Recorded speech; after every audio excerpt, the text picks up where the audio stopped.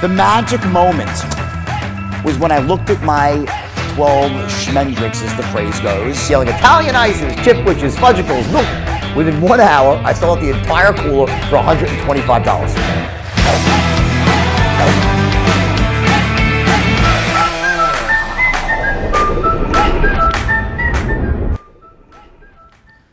Well, anybody that knows me knows I'm a big fan of the Dallas Cowboys, but one thing's for sure, I would love my customers to love me as much as I love the Cowboys and be big fans of me. And that's what we're going to talk about today. Our guest today, author of 11 books, 3 of them being bestsellers, speaking on stage with Tony Robbins. He's going to be talking about his new book. And David Meerman-Scott, welcome to the show, my friend. Hey, it's great to be here. Thanks very much for having me on. All right. Let's get right into fanocracy. What in the hell does that mean? Fanocracy is when fans rule, and a fanocracy is this idea that any one of us can build fans. And I've been studying the idea of fandom now for about 5 years, and it started because I'm a massive fan of the Grateful Dead. I've been to 75 shows. I've been to 804 live concerts in my life. And my daughter Reiko is a huge fan of Harry Potter, and she and I teamed up to study this idea of fandom. And we started with the thesis that any organization can build fans like the Grateful Dead built fans and Harry Potter built fans. And in fact, we found that to be absolutely true. B2B organizations, nonprofits, government agencies, insurance business, even people can grow fans. That's okay. So what we learned is that every one of us, all human beings, are hardwired. It's in our DNA to want to be part of a tribe of like-minded people. And when you're a part of a tribe of like-minded people, it's when you feel safe and comfortable. So that's why I love the Grateful Dead. My daughter loves Harry Potter. It's because that's the tribe that we're comfortable with. And so we looked around for an insurance company. It's built a tribe, and it's Hagerty Insurance, and they're actually in the classic car auto insurance business. So when I do a presentation in person, I say, who loves auto insurance? And nobody raises their hand. But McKeel Hagerty said, I'm going to go out and build fans. I don't want to spend more money on ads than everybody else. I don't want to try to be the low-cost provider. I'm going to go out and expressly set out to build fans. So what did they do? They went to over 100 classic car auto events every year all over the country. They meet with people there. They're part of the tribe of people who love classic cars. They're engaging with people. They have a YouTube channel that provides valuable information. It's got over 1 million subscribers. They have a drivers club with 650,000 members where people can interact with one another. And that has allowed them to grow a huge base of fans. And now they're the largest classic car auto insurance company in the entire planet. And McKeel Hagerty told me he built it all on the fact that he grew fans of his business. So even in insurance, it's about how can you build a tribe of people who love you, who respect you, who want to do business with you. And that's really about making a human connection. That's awesome, David. So if I hear you correctly, what you're saying is, unlike the Grateful Dead or Harry Potter, we don't need weed, we don't need magic. We need to be able to change product and features into an experience so that we can build fans with our loyal customers. Does that sound about right? Yeah, that's a part of it. You know, we looked at a whole bunch of different ways that organizations can build fans, and certainly an element of it is the idea of loyalty. An element of it is the idea of transparency and making sure that you're always telling the truth. But we really wanted to focus on this idea of neuroscience because my daughter and co-author Reiko, she's 27 years old, so it was cool to write it with her, not only, of course, because she's my daughter, but because she's a millennial woman, and you can tell I'm not a millennial woman. And so what we did was and also Reiko actually is now an MD. She just graduated from med school. She's now in the emergency department at Boston Medical Center as a resident. So she came at it from a scientific perspective as well. And she specifically went out and we spoke with neuroscientists. And so besides this idea of wanting to be part of a tribe, what we learned is that there's a deep-seated thing going on in our brain around proximity to people. Now, as we're recording this, we're in the middle of the pandemic, so we're not meeting as many people face-to-face as we used to.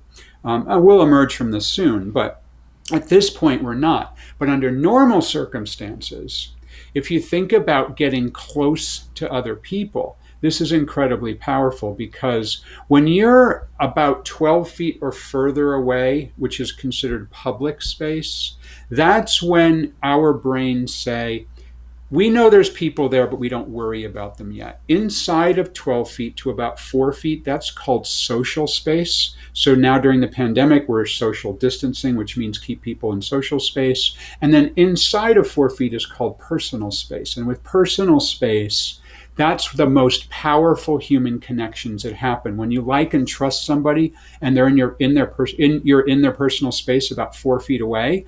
That's really powerful stuff. So what that means is the more you can meet in person with customers, the better, because you build those relationships, and our brains are actually firing and saying, these people inside of 4 feet, this is really powerful. And intellectually, well, they're just near me. That doesn't mean anything. But your brain says, oh, this is a part of your tribe. Once you become comfortable with those people. That's why when you walk into a crowded cocktail party, you feel comfortable. You walk into a crowded elevator, you don't feel comfortable if you don't know those people, because your brain is doing the opposite and saying, danger, danger, danger. I'm in close physical proximity with somebody I don't know. So, I always thought of, and you bring up a really good point of, and I've seen somebody do it and I didn't do it. What is your thoughts on maybe having an annual get-together, whether it be a happy hour of some sort with your clients versus not just a meeting on healthcare for the, an annual summit on healthcare, but just a happy hour? Because I did one recently with one of my CFO partners, and, I made the recommendation, and it was phenomenal. The feedback was great, just to get everybody together. Totally. No, then that's absolutely right, John. And this idea is really powerful because, again, when you bring people together, which is why when you do a physical event like a customer meeting, to have that happy hour, or even, as you say, to do one just for the fun of doing it, is really powerful. Again, because when people are together, about 4 feet away is ideal. It's a really powerful thing. But there's something interesting as well, that you can actually recreate this virtually. And I want to demonstrate that for you. And it's another aspect of neuroscience. And the aspect of neuroscience that you can use to recreate a physical event, but virtually using video, is what's called mirror neurons. We all have mirror neurons in our brain. They're the part of our brains that fire when we see somebody doing something as if we're doing it ourselves. So let me demonstrate with a lemon and a slice of lemon. So you didn't know that I was going to bring a lemon to our interview, did you? So if I take a bite of my slice of lemon here, it's really powerful. It makes my eyes close, and my eyes are watering a little bit. My mouth is puckering up. I can feel the lemon on my tongue and on my lips, and it's really a powerful thing to bite into a lemon. And my brain is firing, but your brains are firing too, right, John and Craig? Your brains are firing as if you bit into the lemon. Can you taste that? Can you feel that? And so Yes. That's the idea of mirror neurons. And where this becomes interesting for building fans, where this becomes really interesting for marketing, selling insurance, any business, in fact, is that if you can use video, kind of like what we're doing right now, cropped sort of as we are right now, about 4 feet away from the person who's watching. Doesn't really matter how far away the camera is, but we're now cropping it around 4 feet away. The people who are watching us right now are unconsciously bonding with us because their mirror neurons say, I know these people. I know David. I know John. I know Craig. Even though intellectually they know that we're on a camera and we might be 1,000 or 2,000 miles away. I'm in Boston, for example, right now. They still think that they're 4 feet away. So what that means is all of us should be thinking about, if we're not doing it already, how we can use video. And again, as we're recording this, it's during the pandemic. So it's a great time to actually start if you're not using video effectively right now. I recommend 4 ways to use video that we can think about real quickly. One is, can you use video recorded, just a real quick one-off, include it in an email that you send to somebody, real quick video. And there's apps you can use to do that if you want to. The second way is, can you use video in your social networking? So on your LinkedIn, on your Facebook. And the social networks love when you upload a video to them. Don't link to somewhere else like YouTube, but upload the video to the social network. The third way is use video on your website. And we should all have a website. If you don't have one, you should. And then places where you want action to happen, like the contact form on your website, put a little video next to that, because that's a really powerful place where when people are thinking, well, should I fill out this form or not? You have a video that says, hey, here's what's going to happen when you fill out the form. I'm not going to spam you. I'm going to read this thing and I'll contact you. This is what's going to happen. I've had lots of people tell me they've had between a 20% and a 40% increase in the number of people who fill out their response forms on the web when there's a short video next to it. And the fourth way, the biggest way, is create a YouTube channel so that you're pushing your content out on a regular basis. But these ways of using video, incredibly powerful. And again, it's rooted in neuroscience. Yeah, you're seeing that now with video becoming, video I always felt has been king, and that's how we've gotten our show out and on LinkedIn and stuff. But now in this pandemic, everybody's had to convert to video. So it's interesting to see people who haven't used it before now using it. But you see, Craig, what was your wife doing every week, every other day now, or every weekend? Yeah. Hey, 2 months ago, my wife had no idea what the word Zoom meant. And now she's doing happy hours twice a week with her girlfriends. Yeah, my 85-year-old mother goes to Zoom church every Sunday. She goes to Zoom exercise class a couple days a week. We have Zoom happy hour with my brothers and and his kids and my daughter and my wife, and there's a bunch of us on the Zoom happy hour every once in a while. We did a Zoom Easter dinner, and my mother's like, "When are we going to Zoom again?" It's like hysterical. She's 85. I love it. David, I got to ask you, if I want to do an interview and make people cry, can I eat an onion like an apple and their mirror neurons will fire? It absolutely, and I can get everybody bawling? Absolutely works. It absolutely. I haven't tried an onion. My go-to is my lemon, but yeah, it is really interesting how that works. You do something, which is exactly why when you're watching a sad movie, you feel sad, and a scary movie, you feel scared. It's because your mirror neurons are saying, I'm there in the thick of the action, even though intellectually you're not. And so this is a powerful thing to understand in the way that you want to build fans and grow your business. The New Rules of Marketing and PR, probably your most popular book. We actually had Tony Hughes. I don't know if you know Tony Hughes. He was on and I do. Recommended everybody. But he recommended everybody pick it up. That's when I picked up the book and read it and just realized how far ahead you were. Tony, that's awesome. Yeah, you were way ahead of the game when you released that book. Talk to me about podcasting for a minute. What are your thoughts on that as far as building fans and things like that? So podcasting is a really interesting medium because I call it sort of phase shifted. And the reason I call it that is because you record it now and then people will listen to it sometime in the future. And usually they're listening to it on their downtime. they're driving in their car, they're working out, they're commuting, they're on a train or on a plane. And that's when they can devote the time to it. And because of podcasts are long form, the shorter podcasts might be 10 or 15 minutes, but some of them are an hour. You're spending a lot of time with somebody. So if you can build fans of a podcast, it's a really cool way to generate attention.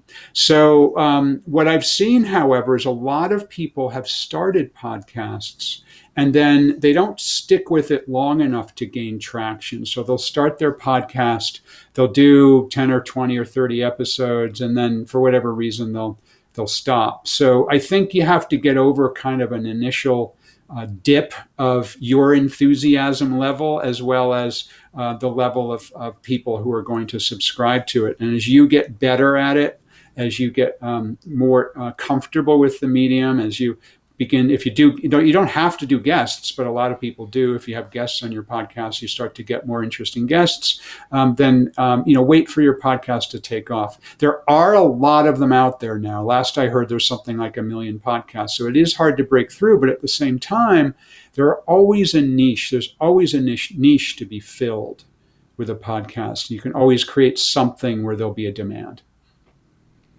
You look at Joe Rogan. I mean, if you watch Joe Rogan's first video podcast, he actually has on YouTube. It's horrific. I mean, it's so bad. And now, he just landed $100 million deal with Spotify for exclusive rights of the podcast. Yeah. So I forget how many incredible. Millions. He gets. I forget how many millions a month he gets, but. I mean, I think how many years has it been? 8 to 10 years. So yeah, it takes time. And we started our show on Facebook Live almost 2 years ago in August, and we just released it as a podcast in December. So, several thousands of downloads now, but it's going to just take time to get audience. So anybody listening, we made recommendations on them even creating their own podcast around. You talk about creating fans and what do we have in common peer-to-peer? Well, a lot of us listening, we're business owners. So your peer-to-peer is other business owners that you're insuring. So I'd advise people go out and interview other business owners, letting them tell their story, and it'll create opportunities for you to meet people, get to know them, get them together for drinks, networking, and at some point, somebody's going to ask you what you do, and you're going to have opportunities. Yeah, and the other thing that I always recommend to people is that there's many different ways to create content on the web. So one way is podcasting, which you've just talked about. Another way is to do video, and your show is on as a video show as well. Another way is, which I prefer because I'm a writer, is blogging. And then there's Twitter, which is short form blogging, or just short tweets. Some people love photographs, so Instagram might be a great way to go. Some people have great design skills, so they can make infographics and publish those. So do what you like. Do what feels comfortable. Do the medium that you enjoy. If you enjoy it, you'll do it more. If you love to interview people in audio format, a podcast is going to be for you. If you like to go around with video camera and interview people, try to create a YouTube channel. But don't beat yourself up because you don't do all of them. I wrote the book on the new rules of marketing and PR, as you just mentioned, the most popular book about online marketing on the planet. It's sold 400,000 copies in English. It's in 29 other languages. So I wrote the book on the subject, and I don't do all of these things. I don't have my own podcast, for example. So don't beat yourself up if you're not doing all of those things, but you really ought to be doing at least one of them fairly consistently in order to get your name out there and build fans. Any advice? A lot of our audience congregates, I would say, more so on LinkedIn. What are your thoughts on that platform? Yeah. LinkedIn is great because obviously it's a B2B platform, so it's super interesting. But here's what I've noticed about LinkedIn that I would want people, if you're on LinkedIn and you're using it for business purposes, to consider. What I've noticed on LinkedIn is that people have a big fat brick wall down the middle of their life. And on LinkedIn is their business. This is my very serious business page on LinkedIn. And then on the other side of the big brick wall is, oh, here I'm having fun on Facebook, and aren't we having a great time at the ball game, drinking a beer? I think that you ought to break that wall down, and you ought to showcase who you are as a person when you're not at work on your LinkedIn and through your work networks. Here's the reason. Because as my daughter and I studied this idea of fandom, what we learned are some of the people who have the most fans are people who are incredibly passionate about something, and they share that passion with the world. And I want to give you an example. Some people would consider insurance to be a commodity business. What you're selling is pretty similar to what the other guy is selling. I recently, at a Tony Robbins event, after I got off the stage, met a dentist. His name is Dr. John Marashi, another, some would argue, commodity business. He said, David, I'm a dentist in Southern California. There's 10,000 other dentists in Southern California. How the heck do I break out? You just spent 2 hours talking about fandom. I'm a dentist. How can I grow fans? I don't think I can grow fans. So I said to him, Dr. Marashi, what do you love to do? And he goes, gosh, David, I love to skateboard. That's my thing. I'm so into skateboarding. And I said, well, why don't you showcase your passion for skateboarding to your dentist practice and through your professional social media? And he goes, great idea. Let me try that. So I didn't hear from him again for a year. But Dr. Marashi went out, took that one little nugget of an idea and ran with it. So what did he do? On his dental practice, on the walls, he's got skateboards. His skateboards are on the wall. He skateboards from one practice room, examination rooms in his practice, to another one. He has on his website, he has pictures of him skateboarding on his professional website.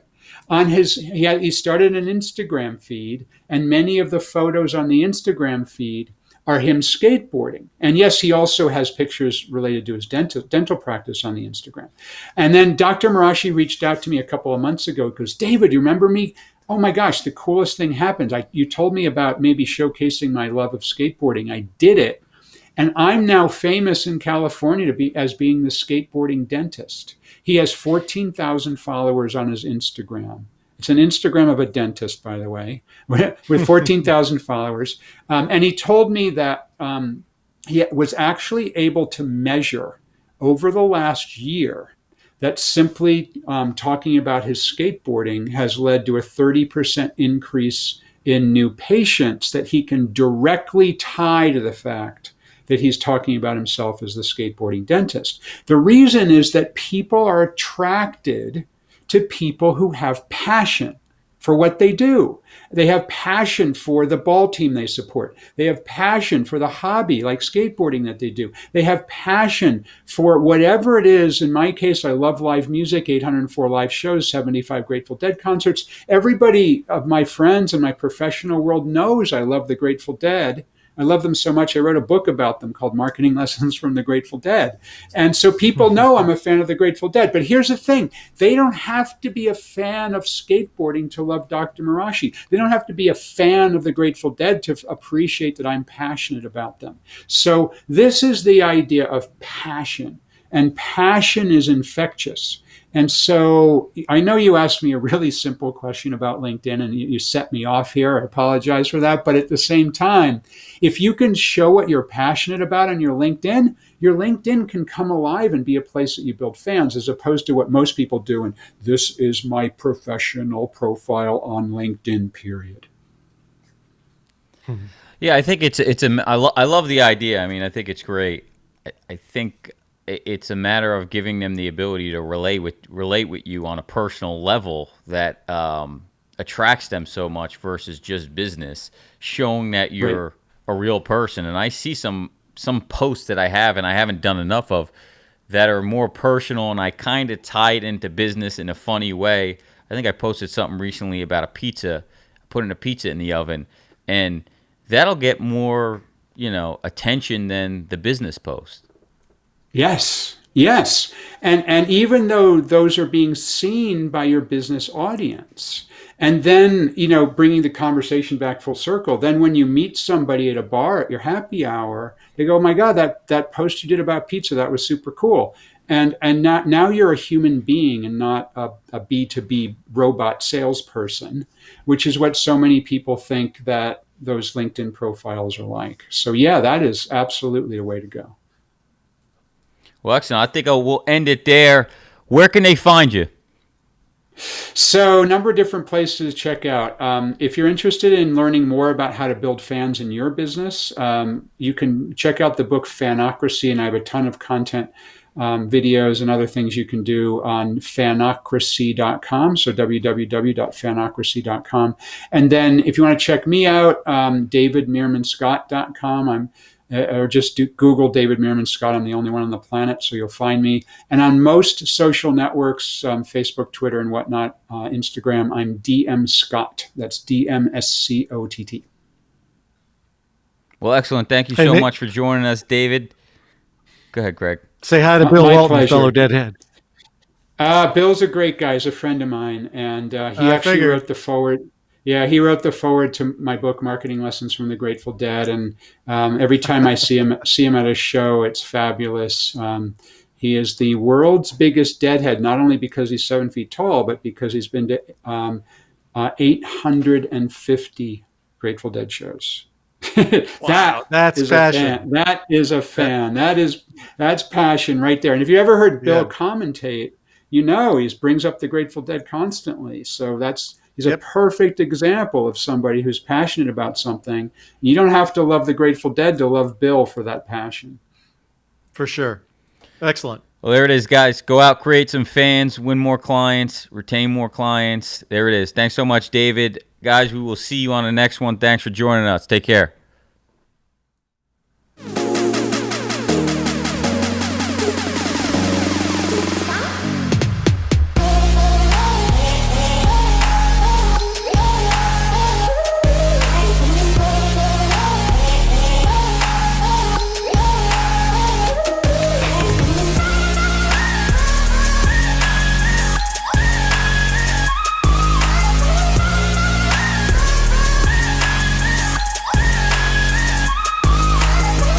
Everybody here is for one reason. I want to learn how to close more business. How do we double our new business next year? And I'm not just talking about revenue, I'm talking about client count. How many prospects do we go see that we can help?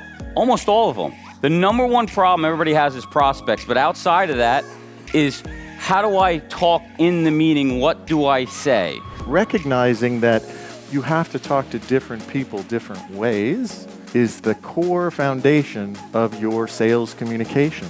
It's far superior than saying, I'm going to save you 20 to 40%. Don't do that. Hopefully, I can give you some strategies and tactics to shorten the learning curve to change. All we sell is certainty and confidence. Your prospect either has it in you or they don't.